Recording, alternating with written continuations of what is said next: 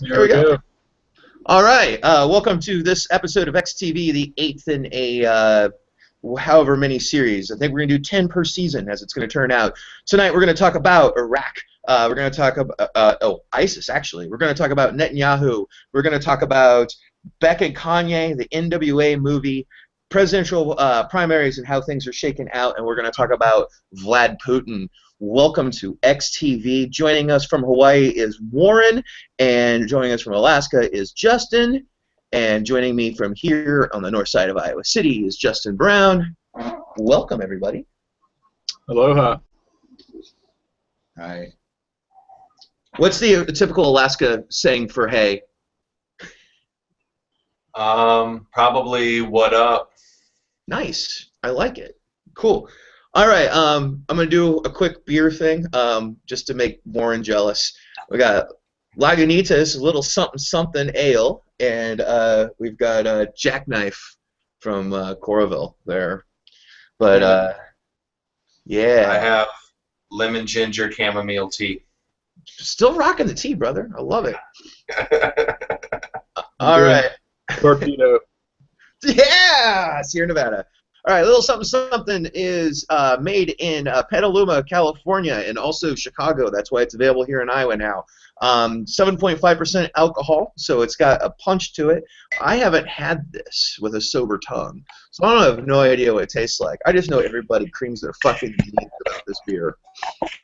So, oh my god, I made too much head. Holy shit. All right, it's a little sour, which is interesting. Like, it's yeah, it's hoppy, but it's not overly so, and it's got that nice color to it. Looks like beer, Like urine. like piss, like it's gonna come out later. It's like a big cup of piss. And it's got 7.5% alcohol, so this might be a very exciting XTV. I also got foam in my beard. All right. What do you want to do for the first topic, Justin? Kanye West on the Grammys. Ah, the Grammys. So Beck won Album of the Year, and Justin was telling me that it's actually his second Album of the Year. Odelay also won, which I forgot somehow. So I was going to frame it as Beck has gotten his Lifetime Achievement Award early, is what I was going to say. It's like, oh, the music industry loves Beck, and they just gave him the award because of that. That is not the case.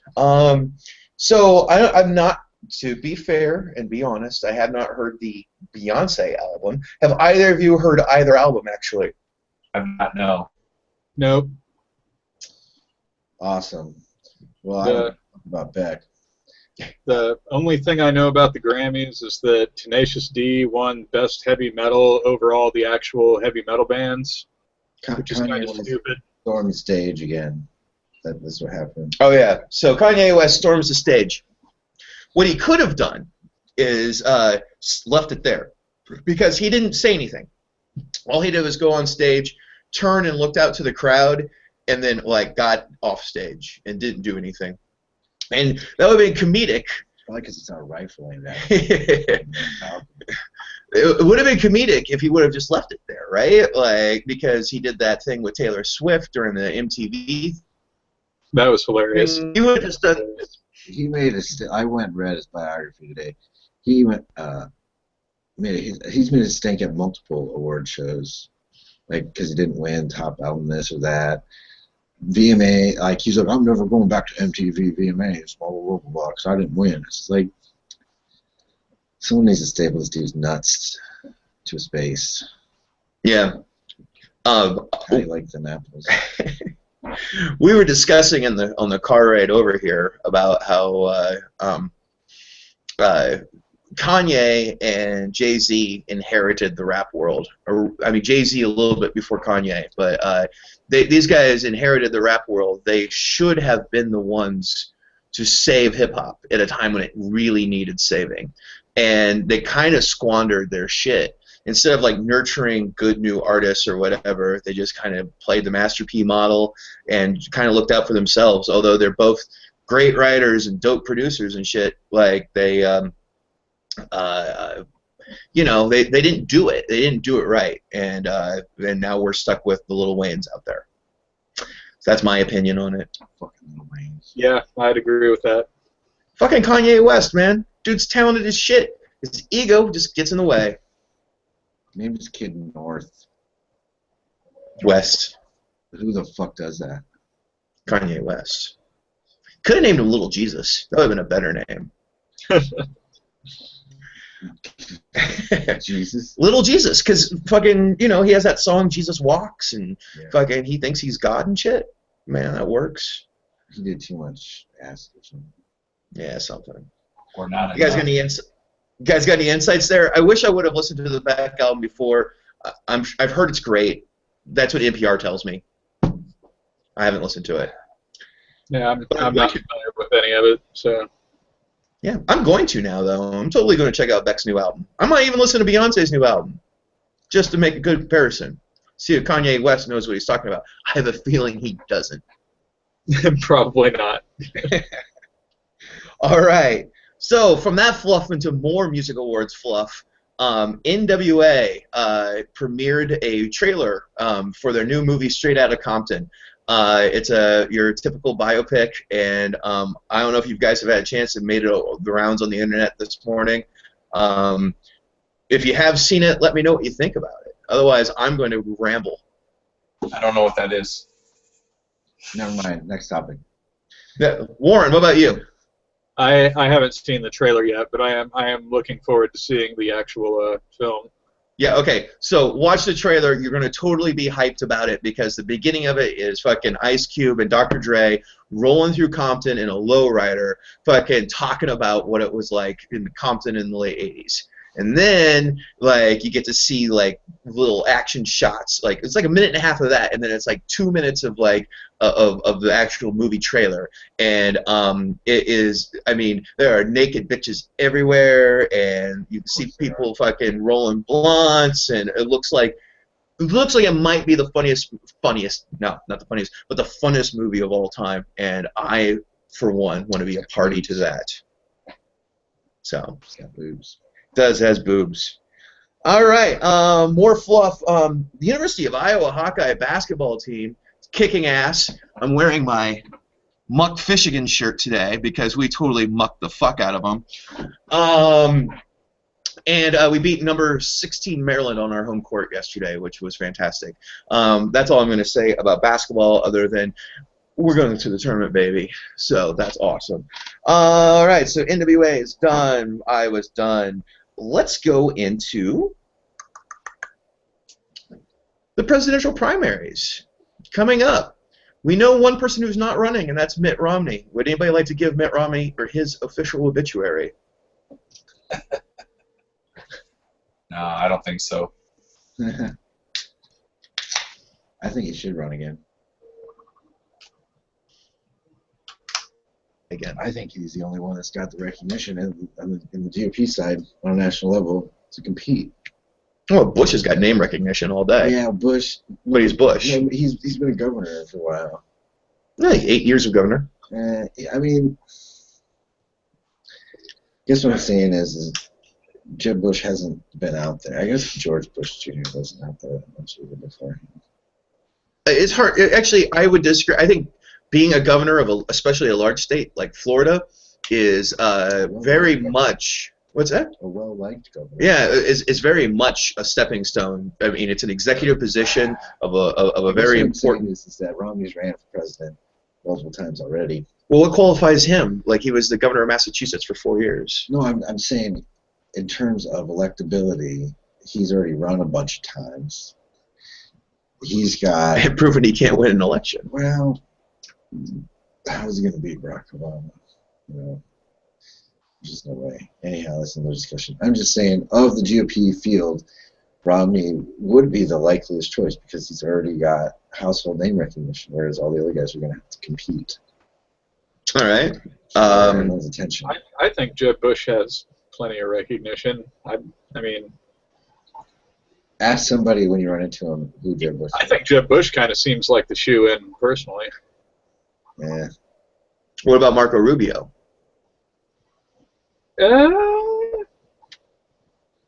Well, see, Justin, last time we talked about the presidential primaries in Alaska, he said that Rubio was Bush, and he's just like not as Bush as Bush. So basically, if Bush runs, maybe Rubio doesn't. I think there will be a large primary. I don't know. I think it's super early. Like last time at this time, Fred Thompson was the front runner. Yeah, that's fucked up. And he didn't even end up making it to the Iowa caucus, I don't think. But so it's super early. I don't know. All the big money is going to line up. On the Republican side, all the big money always lines up behind one guy, like early on. So I think maybe like 6 months from now, like this summer, it's going to be more. It's going to be more apparent. I saw something on the talk shows yesterday that said Bush rolled out his announcement in a way to where he doesn't have to announce any of his fundraising until the second quarter, which is in July. So I think once everybody knows how much money Jeb Bush has, that may influence it. But I think there's probably going to be at least 6. Like I think some of those early debates, like Iowa, New Hampshire, South Carolina, there'd be like 6 people up there. Oh, I think it'd be more like 12. I think you're going to have a very large field. 6 to 10, yeah, something like that. Well, yeah, remember 10 people just try to run against an incumbent president. So, I mean, the fact that the seat's open, I think, gives a lot of people a lot more. I'm more curious who the Democratic people are going to be, honestly. It all comes down to if Hillary Clinton runs. If she runs, it'll be her and Biden. I just don't see anybody making a charge at Hillary Clinton. She's too firmly in place. If she wants to run, she'll get the nomination. Hillary Clinton's more. Elizabeth Warren's not going to run against Hillary Clinton. No. You're going to take it. Oh, now that's interesting. 2 women on a ticket is interesting. And then they're going to release a lesbian sex tape. Well, no. The people in the Valley will make a lesbian sex tape and call it. That's true. Did you ever see Nail and Palin? No, but I'd love to. It was alright. They got someone who looked quite like her. Yeah, I've seen the actress who played the chick who was Palin, but I've never. Yeah, it's mostly like facial structure, glasses, and hairdo. You know. Like and you betcha. What do you think the Democrats are going to do about Hillary Clinton? Without Hillary Clinton, Cory Booker. No, like what are they going to do? Because the progressives are not happy about Hillary Clinton. Like there was someone that posted a blog article on the New Center today that was just destroying anything like to the right of the far left, basically. And they're pissed about Hillary Clinton because they see her as just totally a centrist, basically almost a Republican, standing up for Wall Street, standing up for the military, sure, and everything that they abhor. So do you think that they'll just sort of swallow it and vote for her? Yeah. Or do you think that there will be some sort of a like unenthusiastic, suppressed vote because of it? No, I honestly don't think that at all. I think that the Democrats of today are a lot like the Republicans of old. It's an established party, whereas they're fragmenting themselves. I would equate the Republican Party today as the Democratic Party of 1994, and like the way things are being run over there versus the way things are being run on the Democratic side. So I think that you're going to see that. I would prove me wrong, please prove me wrong. But I think you're going to see that Hillary Clinton will run. She will be huge in the polls right away as soon as she says that she's running. She'll gain 60% in the first polls, and all money will go her way. And the progressives are going to be, they'll be upset for a second, but you got to remember that this is a Democratic Party that split itself in half in 2008 and recovered by the general to have one of the biggest electoral majorities they've ever had as a party. So, I mean, I think that Hillary Clinton, because her supporters weren't going to support Barack Obama, remember? Like, no, like, fuck that guy, he screwed us. They went out and they voted for him like crazy because progressives want to make history. Progressives want to prove that we are the party of women and that we are the party of African Americans and we are the party of inclusion. And I think that that narrative is what is going to win Hillary the nomination this time. I just don't see it. Progressives, it's more about, like, if she were a man, they would possibly have more trouble with it. But because it'll be another historical president, that'll bring people out. And Clinton, the name Clinton and Bill Clinton and all that also brings something to the table that's important for Democrats, because anybody with a long memory of politics on the Democratic side remembers 92 Clinton, and 92 Clinton was very progressive. I remember thinking Chelsea was kind of hot back then. I think the progressives are. I think that the real progressives are a lot less enthusiastic about Hillary Clinton than what you're suggesting, though.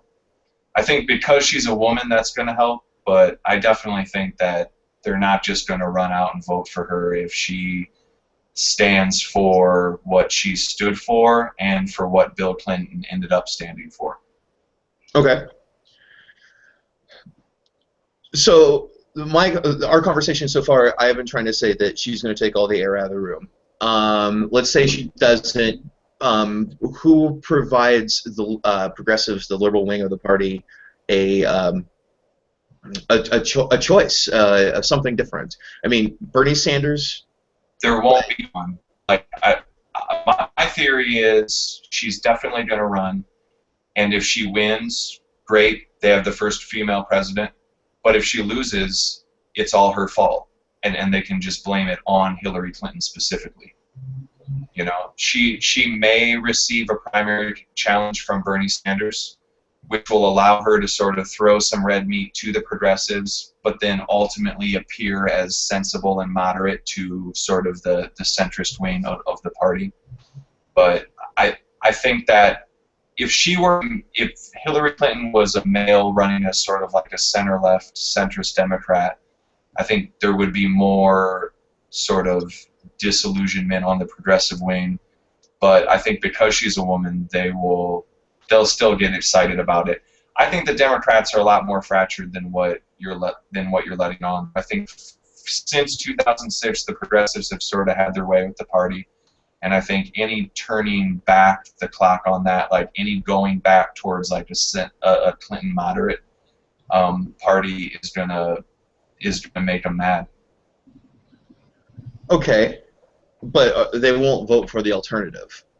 No, they'll just stay home in the way that a lot of Republicans stayed home in 2012 when they didn't want to vote for Mitt Romney.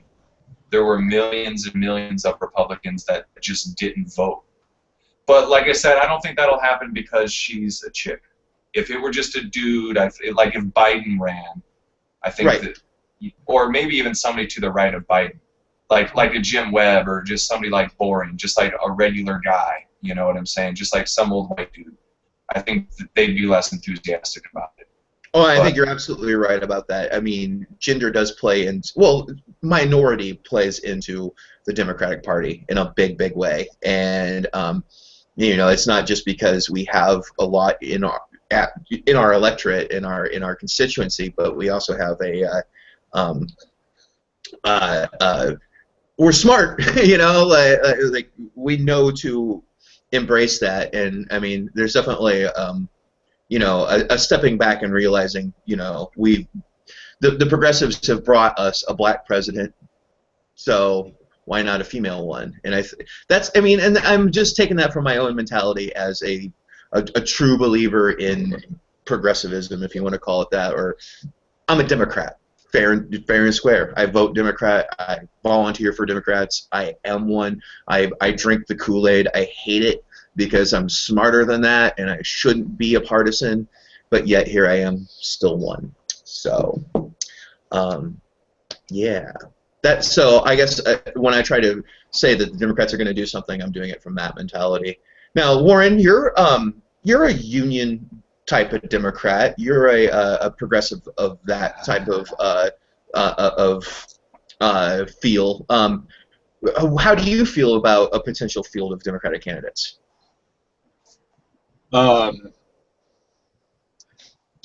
Geez, I don't know.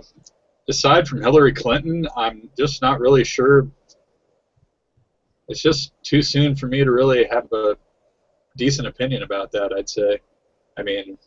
Sure. Is Cory Booker electable? Do you even know who Cory Booker is? Absolutely. Absolutely. I think so. What about you, Justin? I mean, you see things from a more right perspective. I mean, could you see moderate or liberal Republicans voting for Cory Booker? I think you have to have a vice president that looks like they could be the president if something happened. You know what I mean? And that's why Biden is sort of the safe pick, because he was the guy that, like, he looks like he could have taken over if something happened. You know what I'm saying? Like, worst case scenario, which nobody wants that, even if you're on the opposite side. But right. It has to look like somebody that could just sort of step in. I don't know if Booker is that guy. I'm trying to just like quickly go through like who she may pick as like a. Would it be somebody to her left, maybe to appease sort of that like. I think the progressives are the new base of the Democrat Party moving forward. You know what I'm saying? I think they're like. They are moving to the left, so... Well, the nation is as well. I mean, if you look at the gay marriage initiatives, you look at the... which should be what could be considered a conservative topic, but marijuana legalization in Washington, Colorado, now Oregon, Alaska, is you know, it's kind of you just see the country marching left, and I think you just see the Democratic Party like moving with it, like these recent conversions on gay marriage. Like, you know, Hillary Clinton's husband put together the only law in our country's history that made gay marriage illegal nationwide, and we didn't do that until Bill Clinton in 1996 or 5 or whenever it was he signed the Defense of Marriage Act. So, I mean, it wasn't his idea, but he signed off on it. Now she's the biggest proponent of gay marriage in the world. Joe Biden, same story. Then Barack Obama, you know, goes on the air and makes a big fucking public spectacle of being for gay marriage after he was dead set against it when it was politically unpopular. So you see the whole country moving to that direction, and I think you just see the Democrats in the cynical way that they have to go about electioneering, going towards it where they wanted to be in the first place, I have a feeling. I slightly disagree with that. I think during the progressive era of the Democrat Party from 06 to 014, you've seen more governorships and more state legislatures and the House of Representatives all shift to the right. So I think on a couple of issues, like gay marriage, which is something that's sort of been in like Protestant churches for the last generation or two, like I can remember back in like the 90s, the Episcopalian church in Makokata had like a lesbian minister come through and shit like that. But I think you're right. Like on a couple of social issues, the country's definitely moving to the left. But I mean, I think as a whole, I don't necessarily know if there's like simply more left wing out there than there is right wing. Because I mean, if you look at the map, like the entire country is red at the state and local level. Like there's like 40 Republican governors. Oh, the Democratic base is complete. Yeah, and you're right. There are 40 Democratic governors or Republican governors, whereas there used to be 40 Democratic ones. And state legislatures have flipped.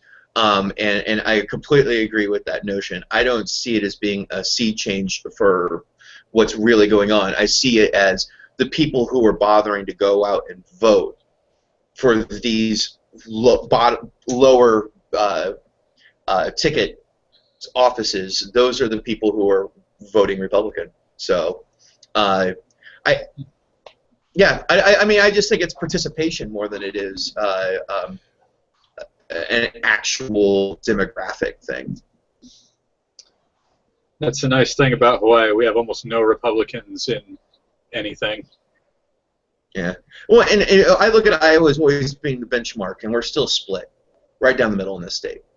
Like Iowa, to me, just kind of says, you know, this is the barometer for the rest of the country, and we haven't shifted one way or the other.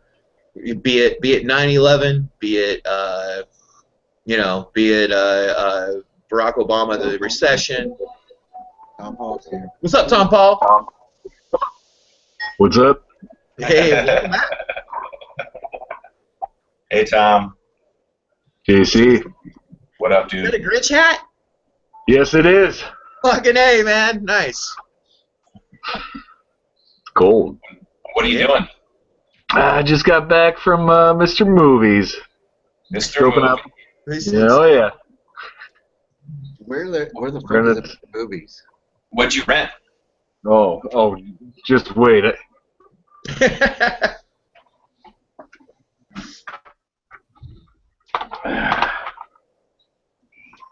Tusk. The Signal with the good old Lawrence Fishburne. Larry F. Among the Tombstones. I think it's like Taken number 6 or something like that. Taken 12. They really took him. Taken again. We were just discussing the presidential primaries. We've kind of worn the subject out, but we were talking both the Republican side and the Democratic side. If you have something you'd like to throw in on what you think might be going on in the world, who you might have for a pick, who you think might be a dark horse or something like that, this would be the time to throw that out there. Ron Paul. No, I got nothing. All right, fair enough. Thought I'd throw it out for you. So Gary moving on- Johnson? What's that? No? Anybody? Gary Johnson? No? I'd vote for Gary Johnson. Fuck yeah. We're libertarian. He's against everything you stand for. That's not completely true. Almost. He'd be a Republican if they'd let him, right? No, he doesn't want to be a No. Republican. He tried to run. He tried to run as a Republican either in, I think, in 2012. But there could be a third party, like in the national debates. You never know. See, the thing is that he's trying to say that libertarianism is against everything I believe in, and it's not necessarily true. I caveated that with him almost. Okay. Like I do adore some libertarian ideas. I do believe that the government shouldn't be inside your home. They might be entitled to a big portion of your paycheck, but they should be allowed in your home. That was a joke from last time's episode. Yeah, I know. Okay. All right. So, moving on to the next topic. Let's do Iraq, ISIS, Jordan, burning dudes alive in cages, and negotiating for their release a month after they die. Oh, that was genius, by the way. No, that wasn't. No. Preach, brother. You've been No. quiet. Talk. No, I don't even preach about it. I'm just saying that wasn't genius. That was fucking ruthless. Well, one man's ruthless is another man's fucking spoils of war, man. Like, if they would have been able to collect a ransom for a dude they burned a month ago, that would have been quite the coup. Ugh. That's horrible. Well, it is horrible. There's no doubt about it. They burned a dude. It's terrible. But, like, Yeah, you know. the King of Jordan is a very, very unhappy man at the moment. He's also a Star Trek fan. But you knew that. Yep. Okay, what can Jordan do? That's the question. They got a decent air force, from what I remember. Their army is suspect because they rely on too many conscripts, I believe. But I don't know. Does anybody have insight on any of that? There's only so much they can really I do. saw an It's interview. not that big. I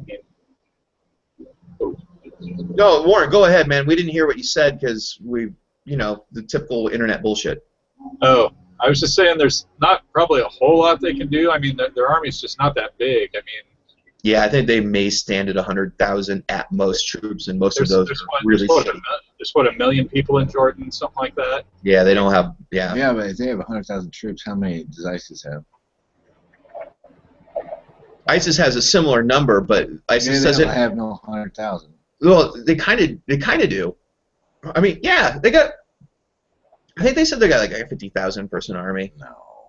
But the thing is, You're gonna believe what they said? well, I mean, I would believe like 10,000. how are they controlling that much territory with that few troops? Killing everything, Well, sure, but running everyone off. they're going up against like trained military men from Iraq. Let's just look this shit up. You have your phone. I'll just go down. It's over there. I don't All right. know if they are though. Like I think they gained because the Iraqi army didn't really do anything, and a lot of them deserted.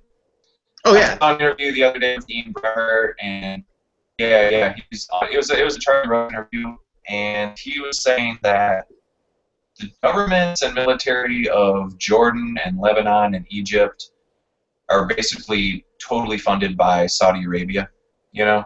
And he was talking about it in connection with oil. Oh. I'm sorry. What? Maybe Jordan won't take out ISIS completely, but I think it's a psychological, it could be a psychological turning point in the Middle East when you see Sunni Arabs standing up against the Sunni Arab threat of ISIS, you know? So, like, it would be a major deal for Jordan to actually run headlong into that and try to stop them, because then you could have other groups within the region in combination with an Iraqi military, and then all of the like Sunni tribesmen sort of stand up and eradicate them, you know? Yeah. They have like 50,000 troops, but they're recruiting people from 40 different countries. Yeah, I actually read a recent news dispatch that, I mean, take it with many grains of salt as you wish, but actually said that the Israeli Defense Forces have been coordinating with ISIS because they're going against the common enemy of Bashar al-Assad. And the Israeli Defense Forces have been giving them intelligence as to troop placements. I don't buy it. I don't buy that for a second. No, because Jordan and Israel are collaborators. Yeah.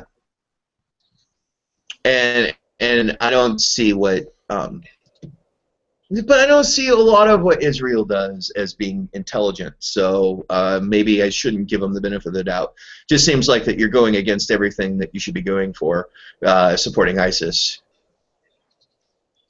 So, Iraq is also going to engage ISIS for a summer offensive, is what the word on the street is. Is that the Iraqi troops they have enough combat forces trained that they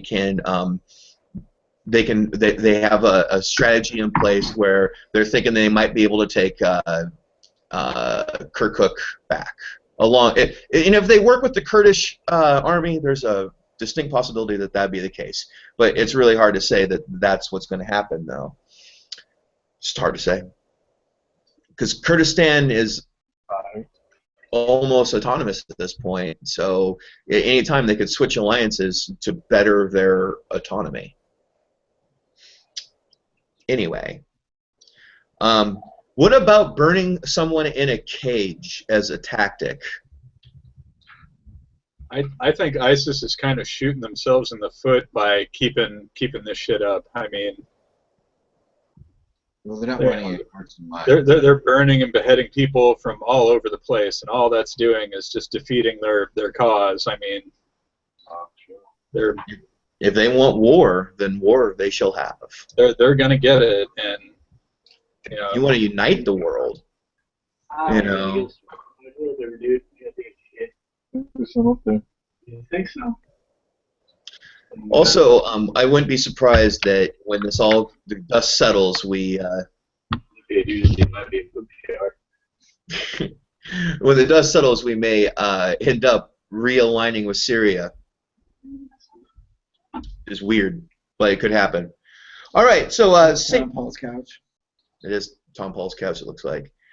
All right, so moving there, let's go right next door to Israel. Actually, let's move all the way over to our hemisphere and talk about the President of Israel giving a speech to a joint session of Congress without the invitation of the Commander-in-Chief of the United States. It's against protocol. It may be against the Constitution, although I think that's a stretch. What are our opinions here about this bold gambit by Benjamin Netanyahu and Speaker John Boehner? It's ridiculous. I just thought it was funny. Yeah, it's electioneering on Netanyahu's part. Like if he goes to America and gives a speech to a joint session of Congress, that every Israeli television station will pick it up. It'll be in the news for several days, and their election is a month off. This is a campaign tour without having to pay the paid media for it. Yep. It's ridiculous. Yeah, I think it's interesting. I think it's an interesting move on Boehner's part, because what it does is it highlights the progressive contempt for Israel and Netanyahu. Like it's skillfully highlighted that divide within American politics, because there's definitely a very healthy wing of the Democrat Party that's, I wouldn't necessarily say anti-Israel, but definitely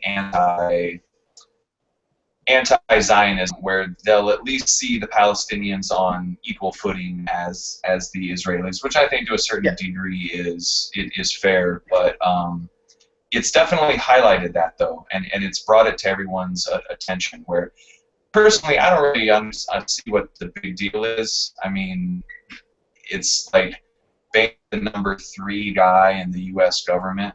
I mean, if he wants to invite a leader over to give a speech, it is a free country. I mean, it's not illegal, you know.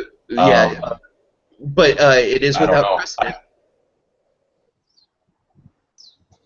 But I mean, what does that even really?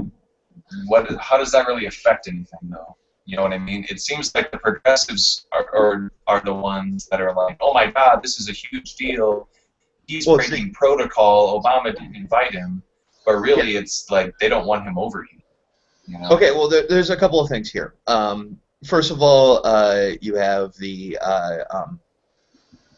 there's the idea of Palestinian statehood, and I do agree that the liberal part of the Democratic Party is pro Palestinian statehood. There's also the effect that building settlements in Palestinian territory continues to go on despite agreements that Israel has made repeatedly with the Palestinian, well, whatever you want to call it, Palestinian Authority now, regarding settlements. And it just seems like every time they make Israel just says, well, you shot a rocket at us, which they didn't even do. It was Hamas.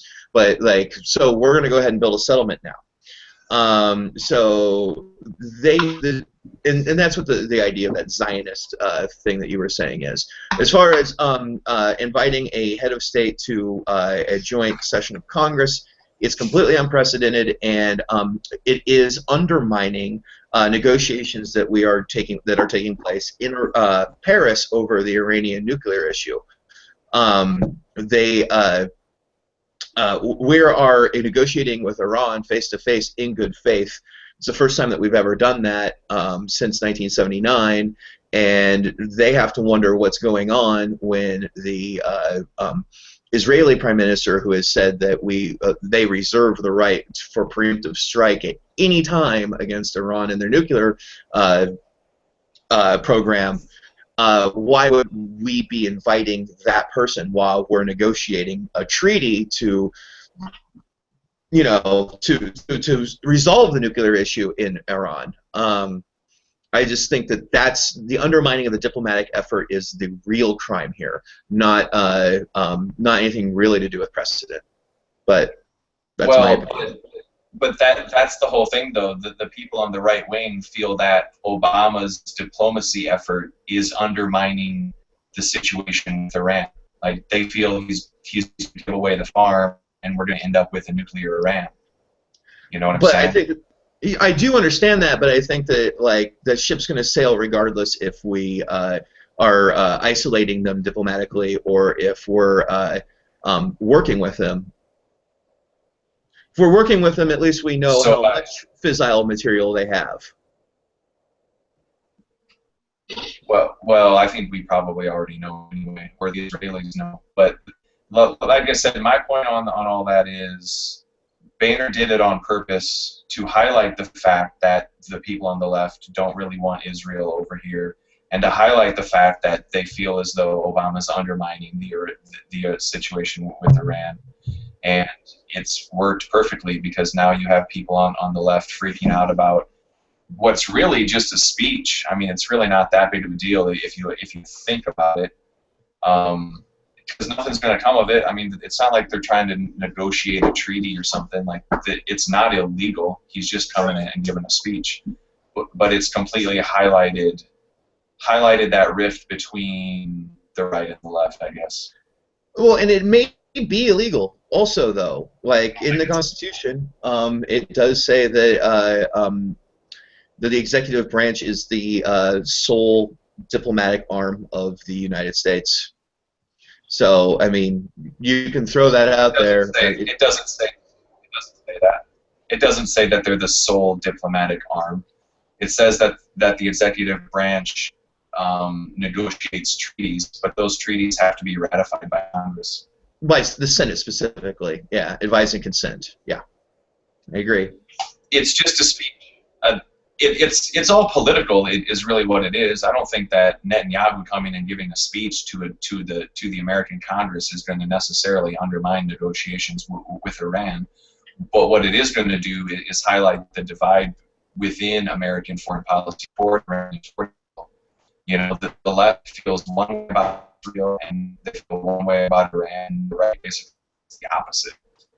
You know, especially the Christian right. The Christian right feels a very strong bond with Israel and the Jews, and the left doesn't. You know, even though rich Jews will always vote for the left. Ironic. I just disagree. I think that the selling of the peace treaty, if anything comes from the Paris conference, they have to sell it at home. And if they, you see half of the American government cozying up with somebody as dividing and as unpopular as Netanyahu is, to the two groups of people that Rouhani has to talk to, which is the Revolutionary Guards, who control a lot of the political process in Iran right now. They have to convince those people. That's also a military wing, and they have to get the Ayatollah and the Islamic Shia clergy of Iran on board. And anything that you do to equate the United States to Netanyahu is not going to play amongst those groups. So I understand it's just. But I think that's the whole point, though. Like, it's putting Iran and Israel on the same level that the left is doing. That's irritating the right. Like, we've taken like an old ally in Israel and equated them to an old nemesis in Iran. You know. Sure. And like that's the whole point. Yeah. Well. I mean, do you engage your problems, or do you run from them, is the question. And I think isolating a country is running from a problem. It doesn't solve any problems. It creates new ones. And I think diplomatic engagement is the only way out of that situation. We've tried since 1979 to do something about Iran. This is the first time we've tried something diplomatic. So, and they don't have a nuclear weapon because of what we've done.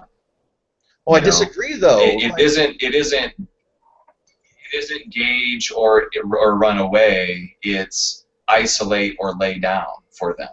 No, but no, it's not. And again, that's the way that makes we're telling by engaging them. We're telling them that IAEA is going to be in your fucking ass every single fucking day, and you better play right, or there'll be real fucking situation to deal with. But come and play ball, you know. All right, so boy, Netanyahu in Congress, good stuff. Vladimir Putin. Who's got the bird? Warren's got the bird. It's outdoors. Remember, Yeah, there are many birds outside. It's a warm one today. They really get loud. Fucking Hawaii. warm winter day. Yeah, Hawaii winter is almost over, so we're cruising into summer. Yes, your month of winter is almost complete. Congratulations. No, we have 4 or 5 months of winter. It just means it rains a little bit more.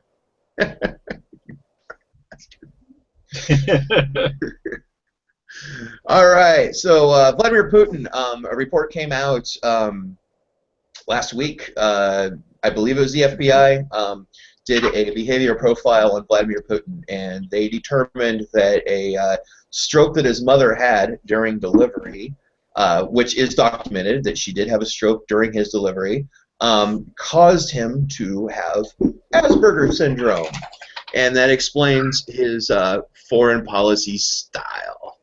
Do you buy Asbergers? I mean, maybe a little, but I mean, those kinds of profiles just aren't that reliable without a direct examination and all that stuff. So it's the opinion of one profiler, probably. Was it the FBI or the CIA? For some reason, in my head, it says FBI. It doesn't make sense it would be the FBI. It'd make more sense it was the CIA. That's the CIA's area of... Yeah, well, I think the CIA is less about the psychological side, though. I think that like they would be more prone to just have assets on the ground in Russia rather than... CIA does profiling, too. Yeah. I don't know. I just see like the guys from Criminal Minds. I think it's probably. It's probably what? It's probably just, again, like, they're just saying shit. Yeah. So it's mispropaganded? It's unreliable. Yeah, exactly. Like,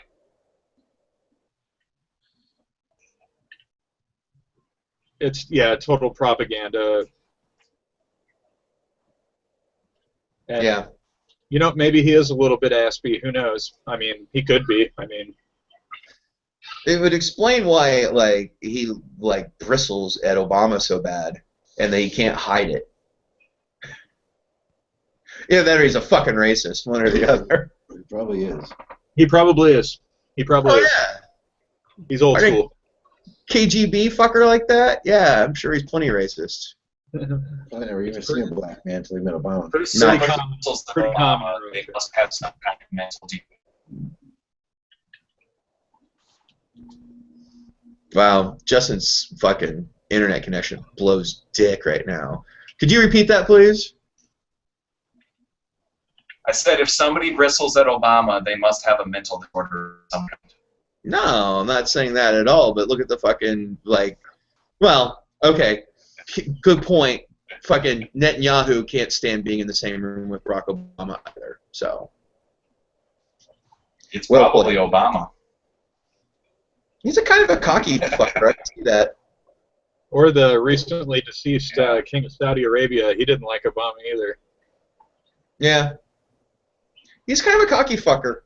I can see where if you have a fucking ego and he walks into the room and he's fucking the way he is, I could see it being a Chewing his Nicorette gum and yeah. Yeah. He comes off as really condescending, I've always thought.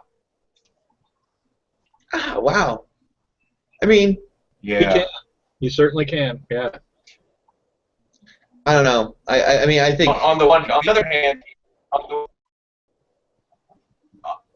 I think he comes off as condescending on the one hand, but on the other hand, he kind of comes off as somebody like that you would know, You know what I'm saying? And I think that that's what helped get him elected. Like, he does seem like a real person, but he does have that like air of condescension, like when he talks about things. Okay, so what you're saying is that he's a guy who grew up in a like what we would call normal, almost working class, although you couldn't call them working class. They were middle class for sure, but like almost working class type of family, grassroots type of shit. And then, but he finds out he's really good at school, and then goes and gets a lot of schooling, and then he goes around and he fucking puts that in your fucking face that, yeah, I'm really fucking intelligent, I'm really smart about this, I'm educated, and your opinion means shit to me. He totally has the lawyer streak in the way he carries himself. You know what I mean?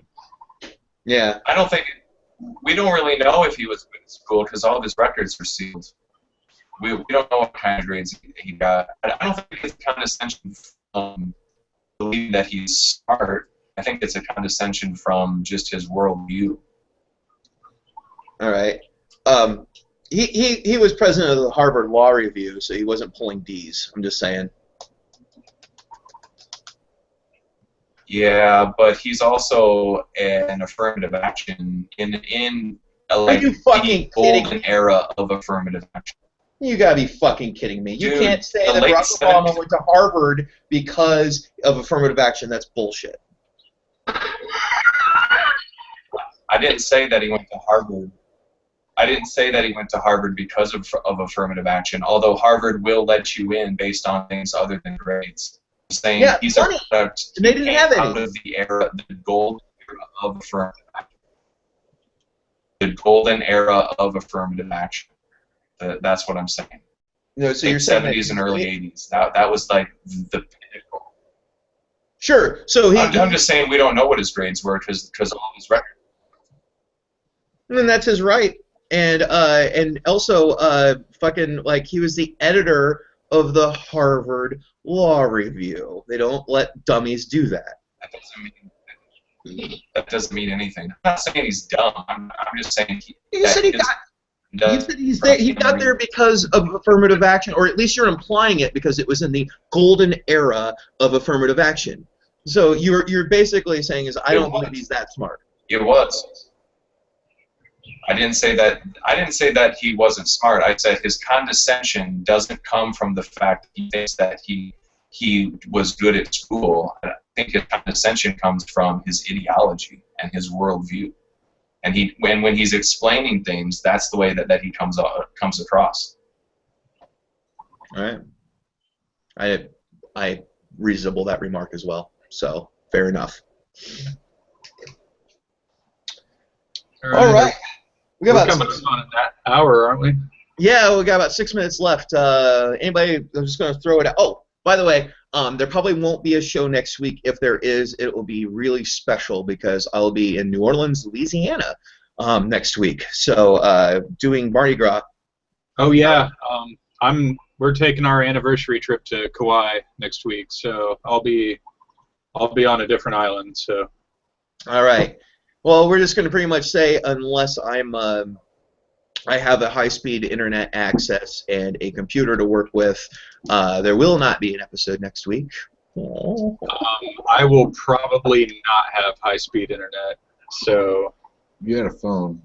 Yeah, we might just do the phone thing, which would be a really choppy, shitty episode. All you gotta do is you take, a paper cup and you turn it upside down.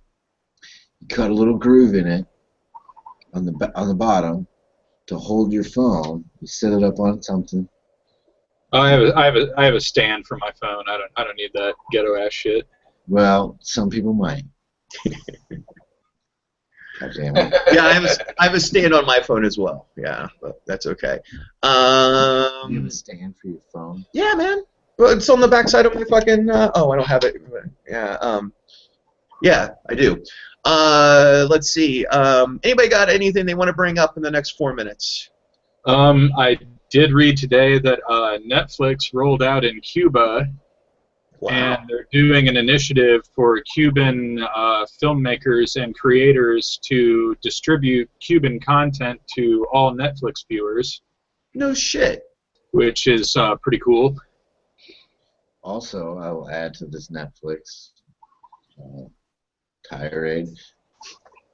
If you haven't seen it yet, and you're a fan of The Walking Dead, which I'm guessing maybe like Warren might be. I don't know if Tom is or Justin is.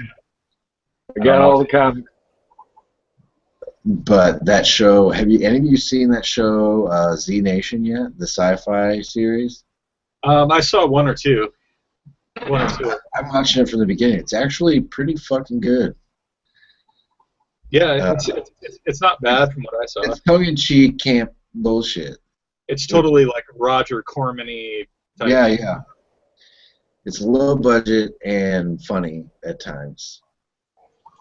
Funny bad? Funny good, but bad. Like, it's a cheesy show, but it's good to watch. Does that make sense? I can dig. It's worth checking out.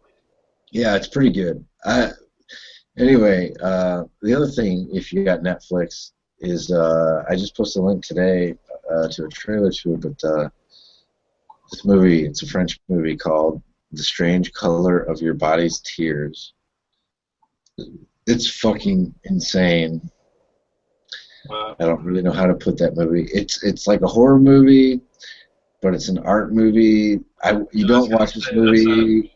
What? Pornographic. Yeah, there is some pornographic stuff in it. I was gonna say that's one artsy fartsy title it's got there. Yeah, it's a fucking crazy movie though. You don't watch it like trying to understand what the movie's about, like story wise. Just watch it. The editing and the sound effects. I like watched it the other night in bed in the dark with headphones on a tablet on my tummy. Don't stop. Oh yeah. It was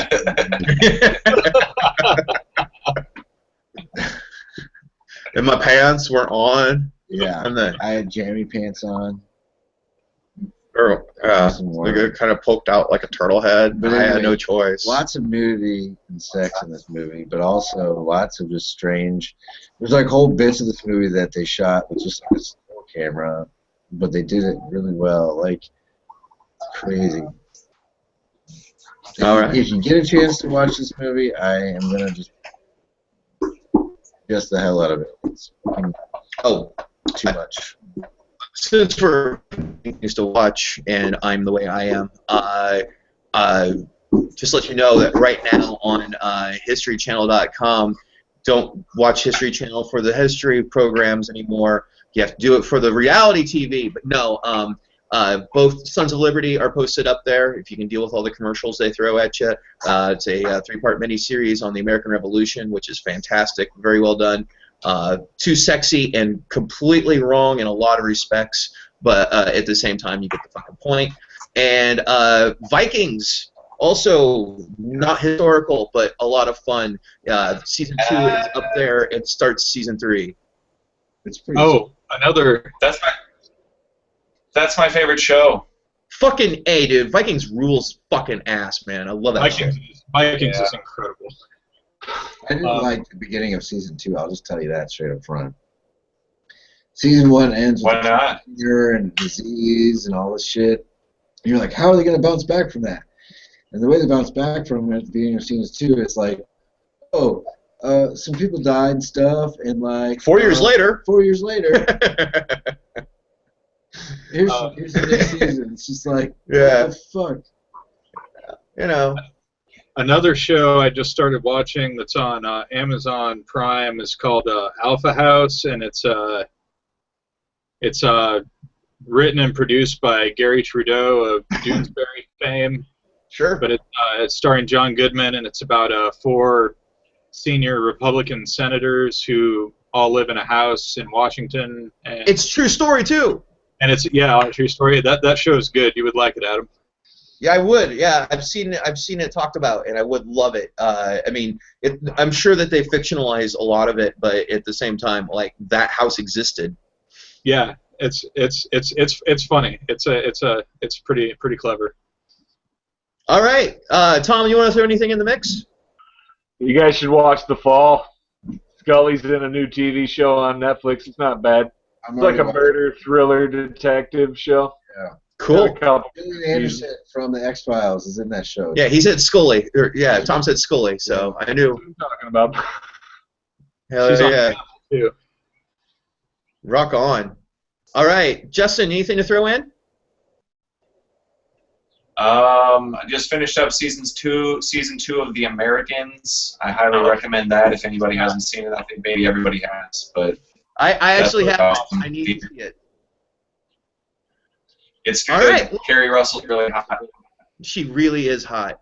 All right, so that's 1 hour. Thanks, everybody, Yeah, for tuning in to XTV. We did have one viewer for a long time there. That was neat. We will see you it looks like in 2 weeks. If you see us before that, it'll be a very special show from a whole other place. And yeah, good night, everybody. All right. TV.